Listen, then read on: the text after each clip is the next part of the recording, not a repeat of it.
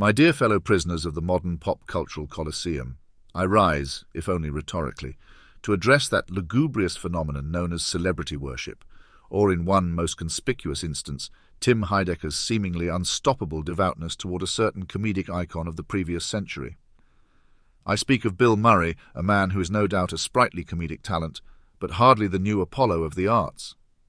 Yet here stands Mr. Heidecker, proudly bedecked in a Bill Murray t-shirt, sporting a Bill Murray face on his automobile as if it were the sacred visage of some saint, and apparently believing that this brand of celebrity adoration is the apogee of culture. What a farcical premise, I'm sure you'll agree.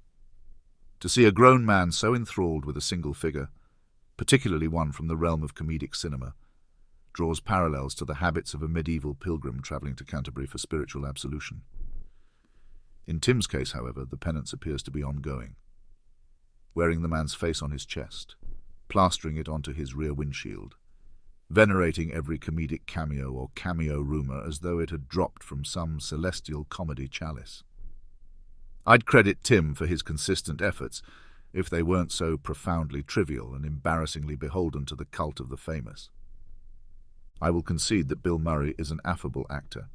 He made us chuckle in Ghostbusters, consider the metaphysical tedium of existence in Groundhog Day, and perhaps reflect on existential ennui in Lost in Translation.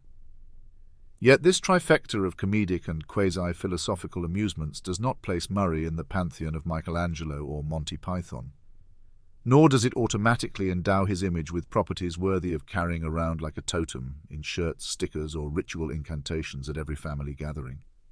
If young Tim imagines that culture culminates in devotion to comedic movie stars, then allow me to salute him. He has discovered a desert of the mind so pristine in its emptiness that it's almost admirable. One wonders what it is about Bill Murray that so thoroughly enthralls our Tim Heidecker. Could it be the wry, deadpan delivery? The half-smile that telegraphs a joke about to land? Or not? The comedic roles that have cemented Murray as a beloved funny man in mainstream America? Surely these qualities inspire admiration in any fan, but let us not conflate admiration with idolatry. There's a crucial, indeed a fatal difference between appreciating someone's output and deifying the person entire. Let's suppose Murray has a delightful cameo in a new film, a cameo so cunning that Tim is launched into fits of reverent laughter. It may be amusing. It may be riotously comedic. But is it the highest calling of human achievement? Are we to bestow upon Bill Murray the laurels once reserved for Shakespeare, Beethoven, or Darwin? I should think not. Yet Tim evidently lobbies for precisely that brand of aggrandizement, sprinkling Murray's image around his life like confetti at a cheap wedding. He's determined, or so it seems, to project the notion that culture is best measured not by broad, historical inquiry into the works of literature, art, and philosophy, but by one's willingness to worship the comedic champion of one's adolescent fantasies. Heidecker's stance, apparently, is that good old Bill is the final rung of the cultural ladder, the shining example of artistry, indeed the best we can muster in an age where attention spans have shrunk to the length of a half-click scroll. And there you have it, the cult of the comedic cameo as cultural apex.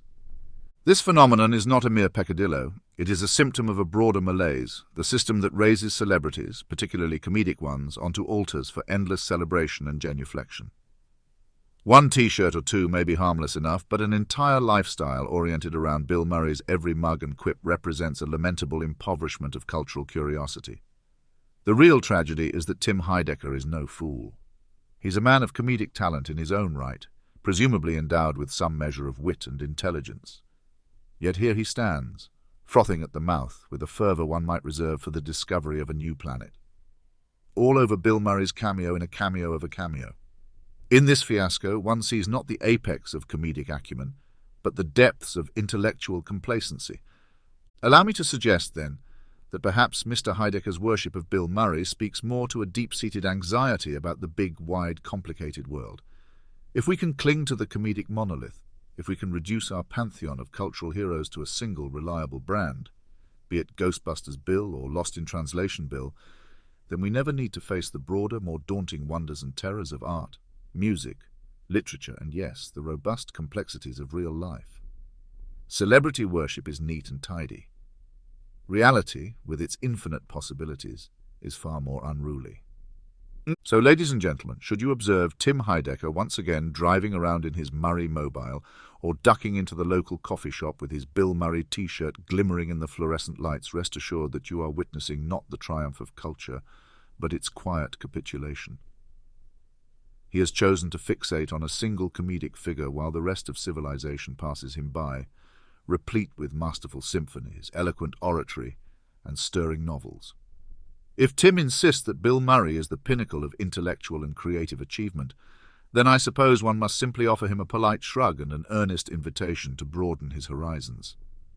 But for now, let the record show that Tim Heidecker, in his absolute devotion to Bill Murray, stands for a strain of celebrity worship that dares to declare itself the height of culture.